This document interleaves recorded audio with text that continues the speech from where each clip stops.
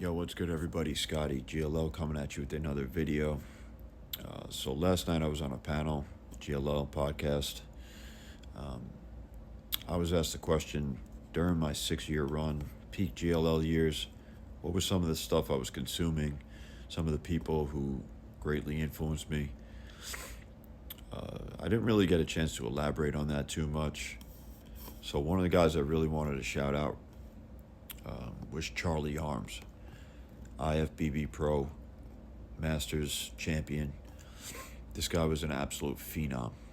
Um, Generational talent. He was able to compete against guys 20, 30 years younger than him, and he still won. But what was most impressive about this guy was his um, mentality. This guy was the epitome of masculinity. I was just so fortunate enough to meet this guy. I was in my young 20s. I was actually a teenager, so he kind of took me under his wing, kind of like a father figure, man. And when he spoke, everybody listened. He just had that commanding presence about him. He's got tremendous amount of wisdom, knowledge. He spent time in federal prison. This guy's had a lot of jewels and dropped a lot of gems that I kind of just soaked up and listened.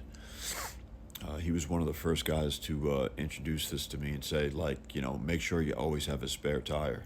At the time, I didn't even know what the hell that was about, but it really resonated with me. And from that point forward, I really did. Because, at that point, I was getting walked all over by my very first girlfriend and stuff. He was able to sniff that out, and, he gave me some really good advice not to go on vacations with this girl and everything, but I actually didn't listen. I had to learn the hard way.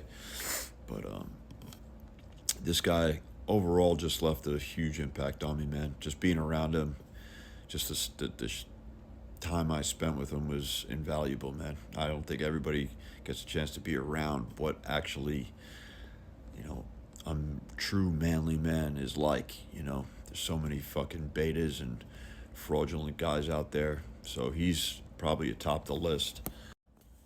He also said, I really needed to work on my personality. At the time, I was just a shy, timid dude who was just a shell of myself. Was able to score some girls just based on my looks and my physique and stuff like that. But, he would call you out. He would confront you on certain things, and he would challenge you, push you out of your comfort zone. And that was one of the things that when he said it, I was really like, damn. I really woke up, man. I was like, I need to just work on my personality, grow some fucking balls, approach more women, etc. Kind of got the ball rolling for me, man. I knew how powerful women could be in terms of, ruining your life if you don't, study them basically and just get familiar with what they do, how they operate, how they move, how they can manipulate you, etc. So you got to be on your P's and Q's. And just, he was one of the guys who really shook me to the core to wake up and start getting out there, man. And don't just settle for some low-level trash. You got to get out there and really start cracking sets open, unturn every single stone out there, man, and just acquire a lot of that experience that's needed, because that's the only way we could really arm ourselves and deal with these women out there. So, and that I will pivot over to how this theory also that women nowadays, especially in 2024, are just strictly designed to be with one man, and how they can't be detached and emotionally detached from sex, right? You hear that quite a bit, but quite frankly, they can. They're really not that much different from men. In fact, I think they're a little bit worse in today's day and age.